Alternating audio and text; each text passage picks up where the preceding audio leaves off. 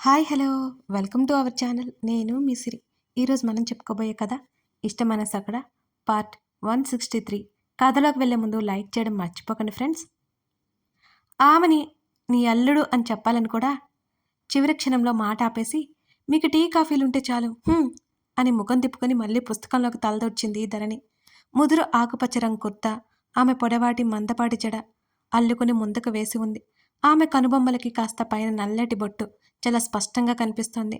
అప్పుడప్పుడు గులాబీ రేకుల్లాంటి ఆమె పెదవులు కదులుతున్నాయి. అప్పటి వరకు బాసిం పట్టలు వేసుకుని కూర్చున్న ఆమె కాళ్ళు కిందకి వేసి కాళ్ళు ఊపుతూ పుస్తకం ఒడిలో పెట్టుకుంది. రేవతి నిట్టూర్చింది. అది దాని వశ. ఇంకో రెండో ధ్యాసే లేదు. రేవతి మాట్లాడుతుంటే ఎవరో అర్థం కాలేదు ధరణికి. ఎవరు? ధరణి అడుగుతుంటే రేవతి సమాధానం చెప్పలేదు. మొన్న ఏం జరిగిందో తెలుసా? అందరూ టూర్కు వెళ్తుంటే ఇది వెళ్ళలేదు. వెళ్ళాలి అనిపించలేదట. ఇల్లే లోకం. రేవతి కంప్లైంట్ చేస్తుంటే తన అత్త ఏమో అనుకుంది ధరణి. ఆమె పుస్తకం పక్కన పెట్టి లేచి వచ్చింది. అత్త, అమ్మ మాటలు నమ్మకో. నాకు వెళ్ళాలి అని వెళ్ళడం కాదు. నా ఫ్రెండ్స్ వెళ్ళట్లేదు. నాకొక్కదానికి బోర్ అని వెళ్ళలేదు. ఆమె తల్లి వైపుకి అడుగులు వేస్తూ చెప్పింది. దాని మాటలకేం గాని ఇంకేంటి అక్కడ సంగతులు? రేవతి ధరణిని పట్టించుకోకుండా అడిగింది. అప్పటికే అక్కడికి వచ్చిన ధరణి తన తల్లి మాటలు అబద్ధమని చెప్పడానికి ఫోన్ లాక్కుంది. ధరణి, ఫోన్ కింద పడుతుందే. రేవతి చెప్పలోపే ఆమె లాగేసుకుంది. స్క్రీన్ వైపు చూస్తూ అత్త అంటూ అత్త అనే పదం ఆమె ఆపేసింది. గగన్ తాపిగా కూర్చొని ఆమెనే చూస్తుంటే ఆమె పెద్ద పెద్ద కళ్ళు మరి కాస్త పెద్దవయ్యాయి. ఆమె ఎంత విస్మయానికి గురైందో. ఆమె కనులు తెరుచుకున్న ఆమె నోరు చెబుతుంటే అతనికి వస్తున్న నవ్వుని ఆపుకున్నాడు. ఆమె ఫోన్ మాట్లాడదని అతనికి తెలుసు. గబుక్కున ఫోన్ తల్లికిచ్చి అక్కడి నుంచి వడివడిగా లోపలికెళ్ళిపోయింది ఈ ధరణి. రేవతి నవ్వుకుంది. అటు గగన్ కూడా నవ్వుకున్నాడు. వస్తున్నా కదా, చెప్తా నీ సంగతి అని మనసులో అనుకున్నాడు. కాసేపు తన అత్తతో మాట్లాడి కాల్ కట్ చేశాడు అతను. మేఘన వచ్చేసరికి హర్ష అక్కడే ఉన్నాడు. Thank you so much Harsha, వచ్చి రాగానే కృతజ్ఞతతో చెప్పింది మేఘన. Megha, it's okay. నువ్వు కూడా ఏంటి, మనం ఫ్రెండ్స్ అని వారింపుగా అన్నాడు. మేఘన నవ్వింది. వేద వైపు చూసి ఏమన్నా తినదా అని కిచెన్లోకి వెళ్ళబోతుంటే తిన్నది, నువ్వేం ప్రిపేర్ చేయకు అని అన్నాడు హర్ష. మేఘన అతని కోసం బ్లాక్ కాఫీ తెచ్చి ఇచ్చింది. మేఘా, ఇప్పుడు ఇవన్నీ వద్దు, నేను వెళ్ళాలి అన్నాడు హర్ష. తాగు హర్ష, ఆమె మాట్లాడుతూ కూర్చుంది అతనితో. నలుగురు ఈ మధ్య స్నేహం చిగురించడమే కాకుండా పచ్చగా మారింది కూడా. ఎప్పటినుంచో తెలిసినట్టుగా చాలా బాగా మాట్లాడుకుంటున్నారు. వారిలో ఏ ఒక్కరూ అనుకోలేదు అసలు వారి మధ్య ఇంత అందమైన బంధం ఏర్పడుతుందని. వేద నిద్రలేచేసరికి హర్ష వెళ్ళిపోయాడు. అతని గురించి అడిగి అతను వెళ్ళాడు అనగానే ముఖం మాడిపోయింది వేదకి. అతను ఆ రోజు తనకి తోడుగా ఉన్న విధానం వేద మనసులో నాటుకుపోయింది. హర్ష వేద మళ్ళీ మాటలు మొదలుపెట్టింది.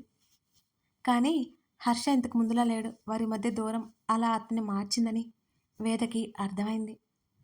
ఓ రోజు రాత్రి 11 గంటల సమయంలో గగన్ ఫోను మోగుతుంటే లిఫ్ట్ చేశాడు. చెప్పు వేద, చెప్పు. గగన్, మీ ఇద్దరు అర్జెంటుగా రండి. ఎందుకు? అతను ఆవలిస్తూనే అన్నాడు. రేపు మేఘన బర్త్డే. రేపు కదా? అవును, తన పేరెంట్స్ని బాగా మిస్ అవుతుంది కదా. తన బర్త్డే చేద్దాం. ప్లీజ్ రావచ్చు కదా. రేపు ఎలాగో వీకెండ్. వేద బ్రతిమాలుతుంటే సరే, మేము హాఫ్ అన్ అవర్లో వచ్చేస్తాం. కేక్ నేను తెస్తాను. వేద చెప్తుంటే అతడు నిట్టూర్చాడు. సరే, కాల్ కట్ చేసి హర్షను లేవదీశాడు గగన్. వేద మాట్లాడిన మాటలు హర్షకు వివరించాక ఇద్దరూ బయలుదేరారు. గగన్ కాల్ చేయడంతో చప్పుడు చేయకుండా బయటకొచ్చింది వేద. సన్నగా మంచు కురుస్తున్నట్టు అనిపించడంతో ముగ్గురు స్వెటర్లు నిండుగా ధరించారు. గగన్ లోపలికి రాను అని చెప్పడంతో వేద లోపలికెళ్ళి కేక్ తీసుకొచ్చింది. అక్కడికే పట్టుకొచ్చింది డైరెక్ట్గా. 12 గంటలకి 10 నిమిషాలు ఉందనగా మేఘనకి కాల్ చేసింది. మేఘా, బయటికి రా. వేద పిలవడంతో అర్ధరాత్రి బయటికి ఎందుకు? నీకేమైనా పిచ్చా అంది మేఘన. మాట్లాపి త్వరగా రావమ్మా. మేఘనమ్మ. వేద గొడవ చేస్తుంటే తప్పక ఆమె బయటకొచ్చింది. కాసేపటికి వచ్చి ఆవలించుకుంటూ తలెత్తి చూసిన మేఘనకి హర్ష, గగన్, వేద కనిపించారు. ఆమె నిద్రమత్తు వదిలిపోయింది. వాళ్ళనలా ఆ టైంలో చూసి. తన పుట్టినరోజు అనే విషయం కూడా గుర్తులేదు మేఘనకి. మీరేంటి ఈ టైంలో వచ్చారు ఆమె అదే ఆశ్చర్యంతో వారి ముందరకెళ్ళింది. ముగ్గురు ఏం మాట్లాడలేదు. 3, 2 అండ్ 1 వేద లెక్క పెడుతుంటే అయోమయంగా చూస్తుంది మేఘన. Happy birthday to you Megha! వేద, హర్ష అరిచినట్టు చెప్పారు.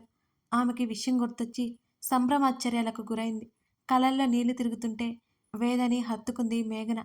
మేఘా! అని వేద అనగా మేఘన కళ్ళు తుడుచుకుంటూ దూరం జరిగింది.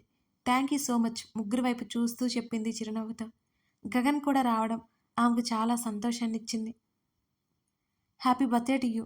గగన్ షేక్ హ్యాండ్ ఇచ్చాడు. అతని చేతిని అపురూపంగా అందుకుంది మేఘన. థ్యాంక్ యూ అన్నది అదే చిరునవ్వుతో.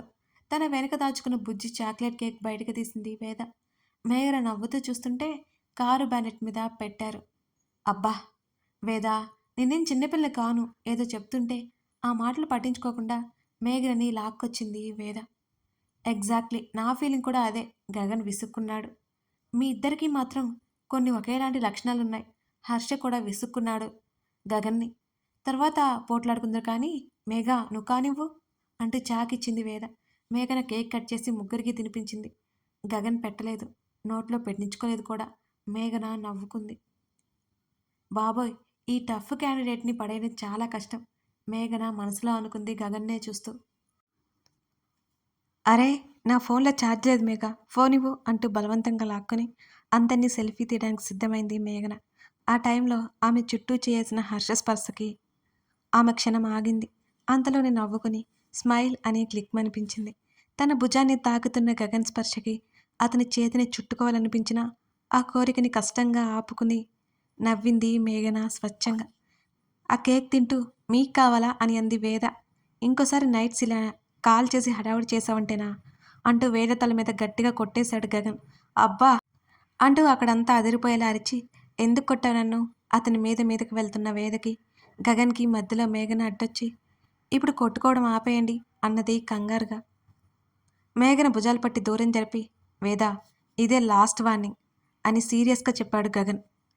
ఇప్పుడు ఏమైంది అన్నది అతని గొంతులో కోపానికి కాస్త తగ్గి వేద. నైట్స్ ఎక్కడా సేఫ్ కాదు వేద, ఇది గుర్తుపెట్టుకో అని ఈసారి ఆమె తల మీద చేయి వేసి స్నేహపూర్వకంగా నిమిరాడు అతను. నువ్వు చెప్పావు కదా ఒప్పుకుంటానులే వేద నవ్వింది. గుడ్, ఇక వెళ్దామా హర్షని చూశాడు గగన్. హర్ష కారు వైపు నడుస్తుంటే గగన్ పక్కనే అడ్డుగా ఉన్న మేఘన పక్కకి తప్పుకోబోయి తూలి పడబోయింది. కేర్ఫుల్ అంటూ ఆమెని అతను పట్టుకునే లోపే అతని మీద పడింది మేఘన. కార్ బ్యానెట్ మీద పడిపోయాడు గగన్. అతన్ని అంటిపెట్టుకుని మేఘన అతని ముఖాన్ని ఆమె చెంప తాకింది. అప్రయత్నంగా అతని పెదవులు ఆమె బుగ్గం తాకాయి.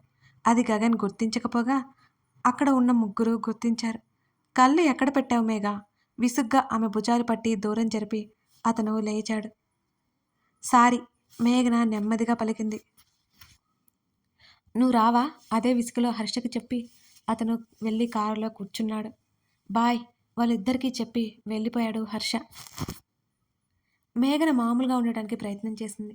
ఆమె వల్ల కావట్లేదు అసలు. మేఘన చేతిని చుట్టి హ్యాపీ బర్త్డే డియర్ మేఘం అన్నది వేద. మేఘన గొంతు గాద్గదికమైంది. లోపలికి వచ్చేసి డోర్ లాక్ చేసుకుని ఇద్దరు బెడ్ ఎక్కేశారు. మేఘ ఏంటిది అప్పటికే మేఘన ఏడుస్తోంది. ఏం లేదులే. మరి ఎందుకు ఏడుపు బర్త్డే బేబీ ఏడవచ్చా అని అడిగింది వేద. Thank you Vedu. నోరు మూసుకోవే అన్నది వేద. నువ్వు నా లైఫ్లోకి రావడం నా లక్. వేద ఒళ్ళో తల పెట్టుకుని పడుకుంది మేఘన. మేఘ పెద్ద పెద్ద మాటలు మాట్లాడుకు వేద నచ్చజెప్పే ప్రయత్నం చేసింది. ఇవి నిజాలు, నీ వల్లే హర్ష గగన్ కూడా నాకు స్నేహితులయ్యారు. అసలు నాకు బర్త్డే కూడా గుర్తులేదు. మేఘన మాట్లాడడం ఆపనే లేదు. పైకి ఎంతో నిశ్చలంగా ఉండే మేఘన లోపల స్వభావం చాలా మృదువైనదని వేదకి తెలుసు. ఒంటరిగా ఉండాలనిపిస్తోంది ఎప్పుడు, కానీ మీరందరూ వచ్చాక నేను తృప్తిగా నవ్వుతున్నాను అని మేఘన చెప్తుంటే సరే ఇక ఆపి పజ్జో, ఇక్కడ దగ్గరలో టెంపుల్ ఉంది, రేపు వెళ్దాం వేద చెప్పింది. గుడ్, ఇక ఏ ఆలోచించకు, పడుకో అంది వేద. మేఘన కాసేపటికి నిద్రపోయింది. వేదకి మేఘని చూస్తే ఒక్కసారిగా జాలి ముంచుకొచ్చింది. హఠాత్తుగా తల్లిదండ్రులను పోగొట్టుకుని ఆస్తి గొడవల్లో ఆమె బంధువుల ద్వారా చాలా సఫర్ అయింది. అవి కాస్త సర్దుమనిగాక ఇక్కడికి వచ్చింది. అయినా ఆమెలో తల్లిదండ్రులు లేని వెలితి అలాగే ఉంది. ఈ మధ్యనే కాస్త ప్రశాంతంగా ఉంటోంది. ఆ ప్రశాంతత అలా ఉండాలని కోరుకుని నిద్రకు ఉపక్రమించింది వేద. రావచ్చు కదా గగన్! మర్యాదగా ఫోన్ పెట్టే వేద సీరియస్‌గా చెప్పాడు. ఇక్కడే దగ్గరలో. షటప్! నువ్వసలు ఫ్రెండివేనా అని అడిగింది వేద. కాదు నాకు పనుంది బాయ్. కాల్ కట్ చేశాడు గగన్. వేద పళ్ళు నూరుకుంది. వెంటనే హర్షకి కాల్ చేసింది. అతను లిఫ్ట్ చేయలేదసలు. ఇద్దరే. వేద గొనుక్కుని వస్తుంటే ఏమైంది అని అడిగింది మేఘన. గుడికి రమ్మంటుంటే గగన్ రాను అన్నాడు. హర్ష ఏమో కాలే లిఫ్ట్ చేయట్లేదు అన్నది వేద. వదిలేయవదమ్మా వాళ్ళకి పనులుంటాగా అంటూ చున్నీ సరిచేసుకుని వెనక్కి తిరిగింది మేఘన. హమ్మయ్య! ఈ రోజైనా అమ్మాయిలాగా కనిపిస్తున్నావు అన్నది వేద నవ్వాపుకుంటూ. ఏయ్ మేఘన పట్టుకోవడానికి దగ్గరకొచ్చింది. డియర్ స్వీటీ పై నీకంత సీన్ లేదులే కానీ పద అని మేఘనతో పాటు బయటకొచ్చింది వేద. ఎన్నో రోజుల తర్వాత ఈ బట్టలు వేసుకుంటే భలే ఉంది. వేద తన అనార్కలి తిప్పుతూ అంది. నాకు కూడా అన్నది మేఘన. ఆమెకి గగన్ తన్నిలా చూడాలి అనిపిస్తోంది. కారు హార్న్ వినిపించగానే తలెత్తి చూశారు. హర్ష ఉన్నాడు. వేద కళ్ళు మెరిశాయి. ఇద్దరు దగ్గరికెళ్లారు. గగన్ కనిపించగా మేఘన ముఖం వెలవెలాపోయింది. ఏంటి కాల్ చేశారు అని అడుగుతూ లుకింగ్ బ్యూటిఫుల్ అన్నాడు హర్ష ఇద్దరినీ చూస్తూ. నువ్వు మా దగ్గర కూడా ఫ్లట్టింగ్ స్టార్ట్ చేయకు అన్నది వేద. ముఖం చిట్లించి కాల్ చేసావెందుకు? నేను ప్రాక్టీస్లో ఉన్నాను. ఇంటికి వెళ్తూ ఇటొచ్చాను అన్నాడు హర్ష. టెంపుల్కి వెళ్తున్నాం వస్తావా అన్నది Veda. No way Harsha please. ముందుకు వంగి మరి అతని చేతిని పట్టుకుంది వేద. కుదరదు, నేను ఫ్రెష్ అవ్వలేదు కూడా. టాటా అంటూ ఆమె చేతిని వదిలించుకున్నాడు హర్ష. ఆమె గుర్రగా చూస్తుంటే ఏంటా చూపు పో అని విజిల్ వేసుకుంటూ కారు తిప్పేసుకుని అక్కడి నుంచి హర్ష వెళ్ళిపోయాడు. ఈడియట్! వేద కోపంగా పళ్ళు నూరుకుంటుంటే మేఘనకి నవ్వొచ్చింది. విఘ్నేశ్వరుని టెంపుల్ గూగుల్లో వెతుక్కుని మరీ వెళ్ళారు స్నేహితురాలిద్దరు. దర్శనం చేసుకుని అక్కడే కూర్చున్నారు చాలాసేపు. అక్కడ జనాలు చాలా తక్కువ మంది ఉన్నారు. వేళ్ళ మీద లెక్క పెట్టుకునే అంత మాత్రమే ఉన్నారన్నమాట. ఏంటి వేద ఇంకా ఏం ఆలోచిస్తున్నావు అని మేఘన అడిగింది. అమ్మ రమ్మని గొడవ. నాకు ఎగ్జామ్స్ అయిపోయిన తర్వాత హాలిడేస్ ఉన్నాయి. అదే ఆలోచిస్తున్నా అన్నది వేద. వెళ్ళిరా, వాళ్ళకి నిన్ను చూడాలని ఉంటుంది కదా. మేఘన వేద చేతి మీద చెయ్యేసి చెప్పింది. అంది వేద. వేదు, వాళ్ళున్నప్పుడు మనకి విలువ తెలీదు, లేనప్పుడే తెలుస్తుంది ఏదైనా. వాళ్ళని నెగ్లెక్ట్ చేయకు అని మేఘన చెప్తుంటే నువ్వు కూడా వస్తావా? ఇద్దరం వెళ్దాం. ఇక నువ్వు నాతో పాటే ఉండాలి. మీ రిలేటివ్స్ ఉన్నారు కదా, అక్కడికేం వద్దు అన్నది వేద. అదేం లేదు, నేను రాను. గగన్ వాళ్ళు కూడా ఇండియా వెళ్ళాలి అంటున్నారు కదా. లేదు వేద, మహా అయితే నెల రోజుల్లో తిరిగి వచ్చేస్తారు కదా. మీరు నాకు రావాలని లేదు మేఘన ఖచ్చితంగా చెప్పింది. అది కాదే, నువ్వు వస్తే అందరం సరదాగా ఎక్కడికైనా వెళ్దాం. వేద బ్రతిమాలినట్టు చూసింది. నన్ను ఇబ్బంది పెట్టకు వేదు, నాకు ఇష్టం లేదు మేఘన గట్టిగా చెప్పడంతో వేద ఇక మాట్లాడలేదు. మేఘనని ఒక్కదాన్ని వదిలి అస్సలే వెళ్ళాలని లేదు వేదకి. తను ఉంటేనే దిగులుగా అయిపోయి బాధపడుతూ ఉంటుంది. ఇక ఎవరూ లేకపోతే ఒంటరిగా ఉంటే పిచ్చిదైపోతుందేమో అప్పుడప్పుడు. గగన్తో చెప్పి మేఘనతో మాట్లాడించాలి. గగన్ చెప్పే మాటల్లో ఖచ్చితంగా మేఘన మనసు మారుతుందని వేదకు అనిపించింది. ఇద్దరు కాసేపటికి ఇంటికొచ్చారు. నైట్ డిన్నర్కి రమ్మని హర్షకి గగన్కి కాల్ చేసి మరీ చెప్పారు. అనుకుంటుండగానే రాత్రి రెస్టారెంట్కి బయలుదేరారు. బ్లాక్ స్లీవ్లెస్ లాంగ్ ఫ్రాక్ జుత్తు విరబోసుకుని కాస్త ముందుకు వేసుకుంది మేఘన. వేద ఎప్పటిలాగే ప్యాంట్ షర్ట్ వేసుకుంది. మేఘనకి తనే బలవంతంగా అలా రెడీ అయ్యేలా చేసింది వేద. హాయ్ వస్తూనే పలకరించి ఎదురుగా కూర్చున్నారు ఇద్దరు. హలో గగన్ వైపు చూస్తుంది మేఘన. తన పట్ల గగన్ కళ్ళలో ఆకర్షణ ఏం కనిపించలేదు. మేఘన ముఖంలో నవ్వు మెల్లిగా మాయమైపోయింది. కథ కొనసాగుతోంది. పాస్ట్ అనేది ప్రజెంట్కి ఫ్యూచర్కి ఇంపార్టెంట్ అండి. ఈ కథకి పాస్ట్ కూడా ఖచ్చితంగా ఇంపార్టెంట్. మీకు ముందు తెలుస్తుంది. Thank you for watching this video.